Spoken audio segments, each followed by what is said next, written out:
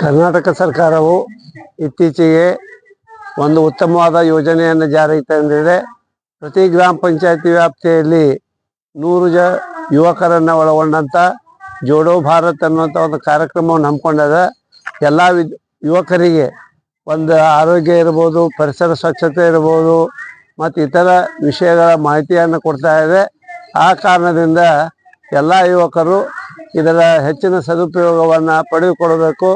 ಗ್ರಾಮ ಪಂಚಾಯತಿ ಅಧಿಕಾರಿಗಳು ಮತ್ತು ಗ್ರಂಥಪಾಲಕರೆಲ್ಲ ಈ ದಿಶೆಯೊಳಗೆ ಸಾಕಷ್ಟು ಪ್ರಯತ್ನ ಮಾಡ್ತಾ ಇದ್ದಾರೆ. ಅವರಿಗೆ ಮತ್ತು ಕರ್ನಾಟಕ ಸರ್ಕಾರಕ್ಕೆ ಈ ನಮ್ಮ ನಿಚಿಂಕಿ ಗ್ರಾಮದ ಪರವಾಗಿ ಮತ್ತು ಕಿತ್ತೂರು ತಾಲೂಕು ಕನ್ನಡ ಸಾಹಿತ್ಯ ಪರಿಷತ್ತಿನ ಪರವಾಗಿ ಧನ್ಯವಾದಗಳನ್ನು ತಿಳಿಸಬಯಸುತ್ತಾ ಇದೆ. ಹೇಳ್ತೇನೆ, ಘನ ಕರ್ನಾಟಕ ಸರ್ಕಾರದ ಹಾಗೂ ಗೌರವಾನ್ವಿತ ಮುಖ್ಯಮಂತ್ರಿಗಳಾಗಿರ್ತಕ್ಕಂಥ ಶ್ರೀಮಾನ್ DK ಶಿವಕುಮಾರ್ ಅವರ ಒಂದು ಕನಸು ಭಾರತ ದೇಶ ಹಾಗೂ ಕರ್ನಾಟಕ ಹಳ್ಳಿಗಳಿಂದ ಒಳಗೊಂಡಿರ್ತಕ್ಕಂಥ ದೇಶ.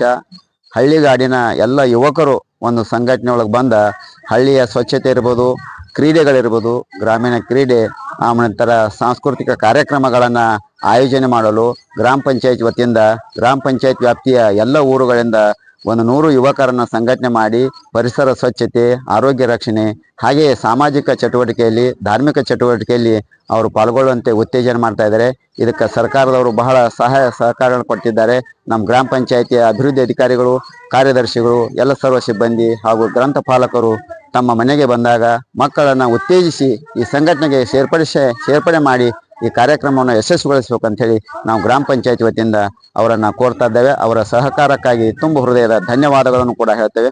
ಧನ್ಯವಾದಗಳು. ಈ ಕಾರ್ಯಕ್ರಮದ ಮೀಡಿಯಾ ಒಂದು ಚಾನೆಲ್ ಒಳಗೆ MK ನ್ಯೂಸಿನ ಶ್ರೀ ಮಹಾಂತೇಶ್ ಕರಬಸನ್ ಅವರು ನಮಗೆ ಸಹಾಯ ಸಹಕಾರವನ್ನು ಕೊಟ್ಟಿದ್ದಾರೆ.